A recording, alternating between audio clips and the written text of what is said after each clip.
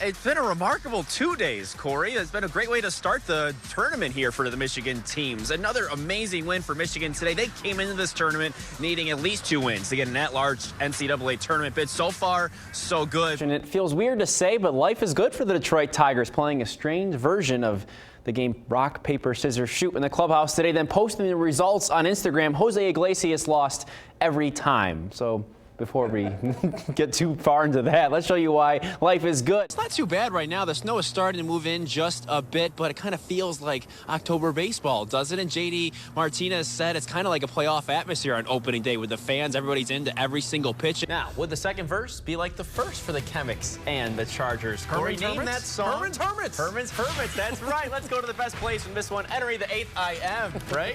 So you exude all this passion for this school and for this team. Just tell me a little bit more about where that comes from and why you love this place so much. For me, this is more than just a job. Good evening, everybody, from the pits here at Michigan International Speedway, here in the Truck Series area. We see right here the number 4 car. That belongs to Eric Jones. I'll admit, the celebration was kind of wet with the champagne. My hair is a little damp. I smell a little bit, as do the players, I'm sure, after a hard-fought 9-8 victory. Really the epitome of what this team's been all season long. Tom is here. He's our sports expert. Look at it once again. What score do you give him there on the jump? I'm going to give him a 0. A 0? A solid Absolutely. 0. Yes. Yeah, don't do that. No, that's all he deserves. Don't do that at home. As for the weather, guys, it's just perfect out here, as I mentioned. And Pete Sadie was asking me on Twitter. I did go with the shorts, and yeah, the toes in the sand doesn't get much better than that. So hope you all enjoy the snow up there while we enjoy it down here. Maybe you can feel it just a little bit through your TV screens. That's it, buddy. Didn't pass it all the way. I'm gonna suck some air. Great job. That's why he's in college football, and I'm not. We'll talk about this later. Let's go back to you, Corey. Not like when you were at Ithaca, is it? No, we ran a 40 test at Ithaca, so it was a little bit shorter than that. As you can tell, I was seeing spots at the end there. Yeah, looked like it. Yeah, so if you want to try that, it's 14 times. Yeah, knock yourself out. Sideline to sideline. I thought I was good at badminton. Sebastian's also coached dozens of top young players. You saw him there, saying the secret to his success is that samba, the Brazilian dance providing proper footwork and timing training, something I can't do either. This is a front plank we're doing now, right? Yeah. How long do we have to hold this for?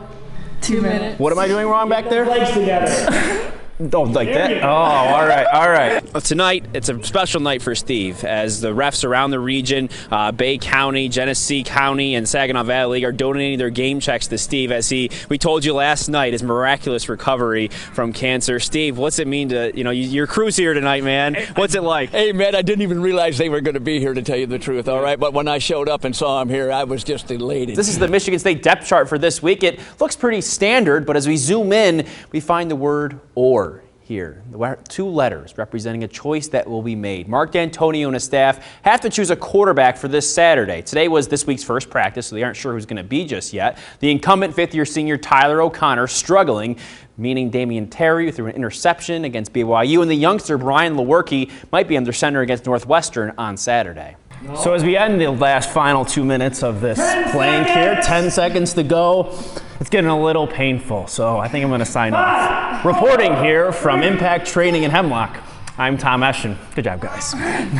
As you can see, Joel, the sun is shining here in Notre Dame. A beautiful evening for football here in South Bend, Indiana. Right behind me, you can see Touchdown Jesus, originally called the Word of Life. There you go, go green. Word of Life back when it was constructed in 1964. Named Touchdown Jesus because of the way Jesus is holding his arms up like that. There are plenty of fans out there taking in the entirety of the Notre Dame campus today. Bill, good evening, everybody. From the Palace, starting to fill up with fans here. The players on the court shooting around, getting ready for the game tonight. Last time we were here for a playoff game, April 26th, 2009. No, not at all. Feels like the middle of summer, the dog days of summer. Yeah. Yeah. I had a bowl of soup today. It wasn't smart. I don't know what I was doing. Eat ice cream. Tom never listens to my format. What did it look like to you, when you were a kid? What did you see when you saw Burston? Because it probably looks a little different now, right? I was in the gym most of the time, and the gym was real small. I had the stage behind it. I guess we'll see what happens. So all on Michigan State, all on Alabama. We have to bring you guys back after the game to see who's right and who's wrong, all right? If it's a close game, No. If it's a blowout. You all heard it. We all heard it. It's in writing, all right. And as Corey mentioned, the Lions are in the playoffs. And I was wondering leading up to the game because the Lions knew the Redskins had lost, if that played a factor in their mindset. Matthew Stafford just said moments ago it didn't. They were still treating this one like it was the NFC North Championship. Unfortunately, it was their third straight loss in a row to end the season. And what do you think of this atmosphere tonight? You see veterans out here having a little dinner. You see a lot of that. I see some people come up and thank you. What do you think about this? How does this make you feel? It's really humbling, to be honest, to see the community totally come together around the veterans and really do something like this. It's absolutely phenomenal, so it's really humbling. Thank you so much. Appreciate it, Sergeant. Thank you for your service. You can see behind us the players going by. You see the jerseys for Durant. Pretty cool thing tonight. This is one of several games they'll have for you. Did it hit you at all, seeing them taking their pads off for the last time, seeing them leave the field for the last time? That strike a chord with you at all? No, yeah, I mean, that's always hard. I mean, The Detroit Tigers went 6-3 on their latest homestand, which Brad Osmus said he was generally pleased about. Winning more than you lose is good. The problem is they got swept by the Indians in that span, now 7.5 back of the top spot in the Central. So yes, we're here with Clarissa Shields, two-time gold medalist. As you can see, both of them right there. They're beautiful. Now we're going to do something a little bit different now, Clarissa. We talked to you a little bit already. We're going to take a look at your video. Andrew, if you come over and take a look at this. As you're watching, what's going through your mind seeing yourself in the ring in the Olympics? And then the celebration. I was thinking, like, God, thank you. Thank you. I couldn't have done it without you, without God. And then this part? I wasn't even thinking. I wasn't even thinking when I did the cartwheel. I don't know why I did the cartwheel. It's time now for our Path to Greatness, connecting young athletes with their future goals. A common theme among great athletes is the work they do behind the scenes. That's a part of what makes them special. It takes a certain kind of person to find the motivation and drive to fight through the pain. But for the athlete we're about to show you, that pain is nothing compared to what she's dealt with these past few months. As just a junior in high school, Alma's Evelyn Vandemark won the state title in the 500-meter freestyle. But in the midst of that thrill, things were about to get cloudy. A lump on her thigh wasn't getting better. And after a biopsy surgery in March, the news came in. And I said, Dad, like, just tell us what's wrong. And he broke down. He started crying. I came in the door and I started crying. And I just said, you know, what kind? You know, and he's like, it's called synovial sarcoma. Synovial sarcoma, the rarest type of sarcoma cancer. As chemotherapy began, it took a toll, physically and mentally. I got so upset about going back that I would sometimes get sicker the night before, like before I had to go back for another treatment. Like, I'd work myself up so much, and I've never dreaded something more than I dreaded that. Her family, mainly her two older sisters, helped give her strength. But her passion of swimming wasn't absent. In the middle of all that pain and exhaustion, she got back in the pool after her second round of chemotherapy. Her treatments were so intense. But she's got such determination. You know, I don't think anything was going to keep her out of the pool. Swim is therapeutic. You know, it's one of those things that here I am in control. You know, this is where, you know, it's where I've grown up. It's where I've learned to be confident and learned to have that drive, I guess. I just feel at home here, and it's nice to have that break from real life and just, you know, get to do what I love to do. After starting chemo in April, June 28th rolled around. Her fifth treatment, her last lap. Honestly, one of the best days of my life was the day that my doctor came in and said, so how'd you like this to be your last treatment? And I was just like, oh my gosh, you are my favorite person. And back to her favorite place, the pool. And when at one point she thought she'd need to wait until spring to swim competitively again, she was back in time for this season. You know, we're jumping on stepping stones, kind of. You know, it's like, all right, we don't know if I'm going to be able to swim girls season. And then check, did that one. And it's like, I don't know if I'm going to be able to qualify, and then check. And now it's just like you have to keep going and kind of take things piece by piece. As she said, she's qualified for state finals once again, but she's a different person this time around. You know, when I'm in the middle of a hard set or, you know, even something in life, you know, like something that I don't want to happen happens, or, you know, there's a new challenge. It's like, I could be in chemo today and I'm outside and the sun is shining.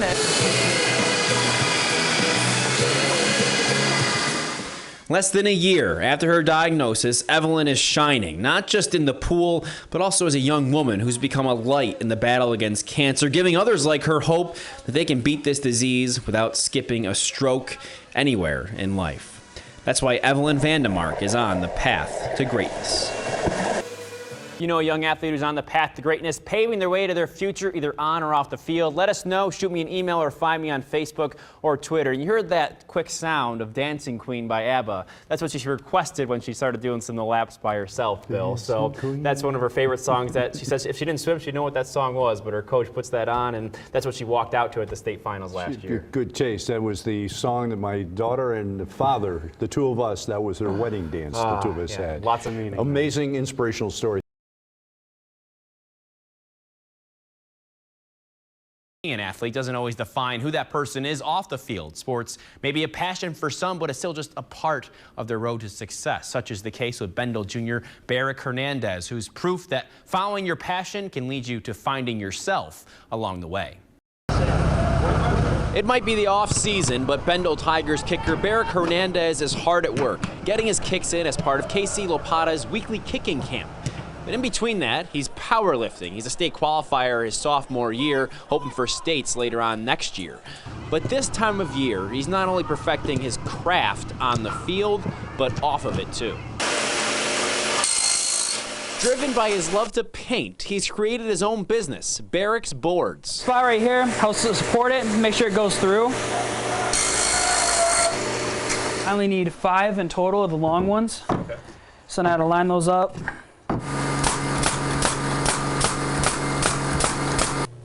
Make sure it doesn't come across the table. As you can kind of see, I had a little bit of a hard time with that before. And smooth strokes, and to make grass, you just got to do like little strokes here and there. Up here, you just sand the background so it looks even. And there's your finished product, which he sells online and at craft shows. And he does all of that because of this right here. It's an animal, it's a bearded dragon named Draco, right, draped on my arm, which is a little interesting for me, but this is no stranger for him as he loves everything having to do with animals, as now he's raising money to go to Thailand to study elephants. When he was 3 years old, he went to the vet and he told his mom he wanted to be an animal doctor. Jack Hanna is his hero. A road that he knows starts, well, at the bottom. I want to be like shoveling the poop and stuff. Right. And, not many people say that. Yeah.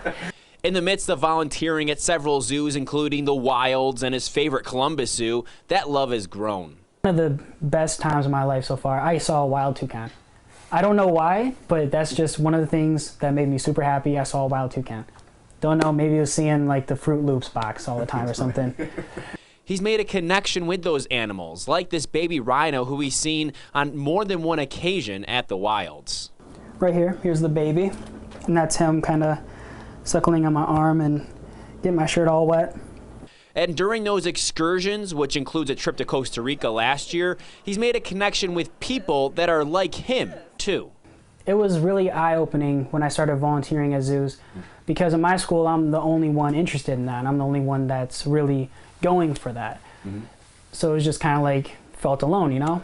But then when I started going out and meeting all these other people that have the same goals and they're driven and they have the same aspirations as I do, it was really like reassuring that be yourself, because there are people like you out there, and those are the people that are going to matter in your life. From kicking to his powerlifting career to pet Draco to the elephants in Thailand to the decorative boards he makes, Barrick lives his passions every day, paving his path to greatness. And he certainly hasn't stopped doing that either. He's joined us in studio, and yes, another special guest is Draco, is also in studio with us tonight. That's pretty fun to have in studio here, Barrick. You know, let's just first get to it. You can see behind us you had a recent visit to Ohio Wesleyan football, where you've been given the Branch Rickey Scholarship. You know, how did that align with your interest, Ohio Wesleyan? It lines up with my interest because I'm going there to get my degree in zoology and business administration while I can still work at the zoo because it's in close proximity to the zoo. Yeah, that's awesome, man. And then, you, as you mentioned in the piece, you went to Thailand. You know, Yes. how was Thailand for you? What was that experience like? Thailand was life-changing, definitely, because going out there and seeing all the difference in the cultures, and especially we saw a refugee camp from refugees from Burma. Yeah. And that was just really eye-opening, the conditions that they lived in. And you met a friend, right? An elephant, Yeah, right? bonded with an elephant, yes. That's pretty weird. What was that like? That was really kind of surreal too, because I'd never had the chance to bond with any of my zoo animals. So to have that time to spend a whole day with just one animal and just kind of connect with them, it was amazing. Well, thank you so much for joining us today, and nice to have Draco in studio. We appreciate it. Good evening, I'm Tom Eschen. Some timely home runs gave the Tigers a much needed win on Sunday over Baltimore. Tonight, they came home to Detroit hosting Minnesota. It's a game to remember for sure. You got to take a look at this. Minnesota just 10 wins this season, so this series a must really to turn things around for Detroit. Ian Kinsler takes the first throw from Jose Barrios out of the park. 1-0 Detroit. It's 8th. Kinsler enjoys it. Some smiles. I haven't seen too many of those. It's still 3-0 in the first. Jose Iglesias up with the bases loaded. It goes all the way off the wall, clears the bases. 8 first-inning runs, most runs they've scored in the first since the year 2006, and he's happy about it. But it starts raining in the fourth. Things get weird. It's 8-3. Jordan Zimmerman on the mound. Jared Salton-Lamakia tries to throw out Trevor Plouffe. Terrible throw. 8-4. A run scores. After an infield single makes it 8-5, 2 outs. Eduardo Nunez, watch this, bounces off of second base. Another run scores. It's 8-6. Then Miguel Sano at the plate. Ian Kinsler at second, trying to make a great play, and he makes a terrible one. Throws wide. It's 8-7. Kinsler no longer smiling. To the bottom of the inning, still 8-7. Nick Castellanos looks at a called third strike. Brad Osmonds gets thrown out by Doug Eddings from the dugout. So Brad comes out, gets his money's worth, puts his sweater right there on the plate, so you can't see it. That's why. He's mad. So he's gone. The show must go on, though. Zimmerman still in there. Runner on second in the 7th. Plouffe, fly ball to right. 2 outs. JD Martinez drops it. The tying run scores 8-8. You just hate to see it. It's not pretty. That's kind of how the season's gone so far. But we go to the bottom of the inning. This could turn everything around. Castellanos, huge home run over the left field wall, breaks the tie. It's 9-8, his 8th of the year. So let's go to the 8th inning. Martinez at the plate, looking for some retribution, gets it. His 7th of the year.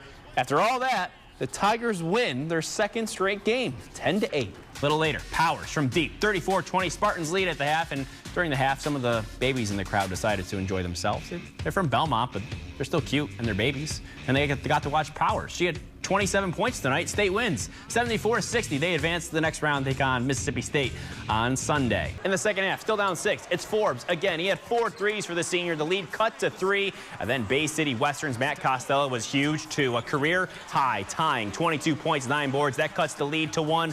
Blue Raiders always had an answer. Jaquan Raymond, the reverse layup. Second quarter now, 2nd and 17 for the Chippewas. That's Cooper Rush, sacked by Eric Kroom. The Detroit native causes a fumble. Marcus Haas picks it up. He stands there, and then he realizes the game's still going on. 36 yards for the touchdown by the defense. 10-3 Orange. SU allowed just 34 rushing yards.